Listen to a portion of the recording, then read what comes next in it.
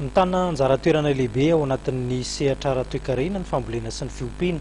Ilaina tokoa ny fisiana famatsim-bola ao anatin'izay raharaha izay ary manana anjara toerana lehibe araka izany ny banky eo amin'ny tontolon'izay fandrarana sy ny tontolo ara-bola izay. Mahatsiaro ny Bank of Africa fa manana anjara eo amin'ny famatsim-bola ny sehatry ny fambolena, ny fiompiana ary ny famarotana ny vokatra. Antony mahatonga azy mandray anjara mavitrika amin'ny hetsika foire internationale de l'agriculture. Ny BOA Madagasikara raha teo raha tsy aivony dia avy amin'ny BTM na ny banky tatsampamokatra ary manana ny traikefa sy ny fahaiza-manao manokana amin'ny famatsim-bola ny sehatra any ambanivohitra.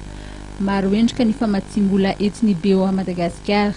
Manana ny traikefany, manana ny fahaiza-manao manokana ny BOA amin'ny famatsim-bola ary ny sehatra any ambanivohitra. Ny endrika famatsim-bola ny tantsam-pamokatra dia mizara anankiroa. Misy ny famatsiana mivantana, izany hoe misy ireo mpamokatra izay efa manana be antonona salatsalany dia afaka mahazo famatsim-bola mivantana. Misy kosa ireo tena tantsam-pamokatra madinika dia madinika dia avodiny ao anatin'ilay ataonay hoe association villageoise. Dia amin'ny alalan'ireny association ireny zany no amatsiana vola azy. Fa misy ihany koa fahatelo zany dia BOA Madagasikara dia mamatsy ihany koa unité de financement microfinance, izany hoe indirect ireny zany amin'izay fotoan'izay tsy mivantana dia anjaran'ireny institution de microfinance ireny indray zany no mamatsy mivantana ny tantsam-pamokatra. Ho an'ny Bank of Africa dia mitana anjara toerana lehibe hatrany ny tetikasa fanabeazana, ny fampandrosoana ary ny famatsim-bola ny tontolo ambanivohitra.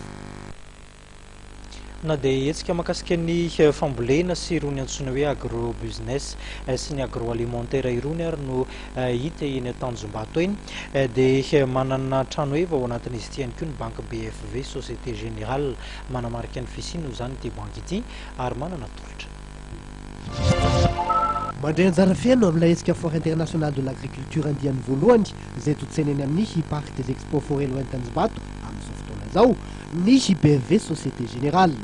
Araka nambara tompona andraikitra tafarisaka taminay teo amin'ny trano evan'ny BFVSG dia manana anjara andraikitra lehibe amin'ny fanampianara-bola ireo mpisehatra sy mpahandrarà eo amin'ny tontolo fambolena, ny agribusiness ary ny agroalimentaire ny banky.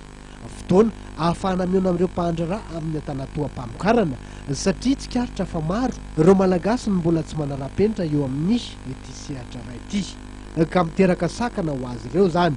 Ny fananana kaonty any amin'ny banky tokoa no ahafahana miditra amin'ny fanaraha-penitra. Araka ny namparan'ny BFVSG hatrany eo amin'ny sehatra ny fambolena dia ahafahandreo matianina manamora ny dingana lalovana raha toka mitady famatsim-bola entina hampiroboroboana ny sehatra misy azy ny fisian'ny banky. Ny BFV raha teo dia manohana ny fampandrosoana ara-toe-karena sy ireo paikady entina hampiroboroboana izany ka izay no naharesy lahatra azy amin'ny fisiany foire internationale de l'agriculture.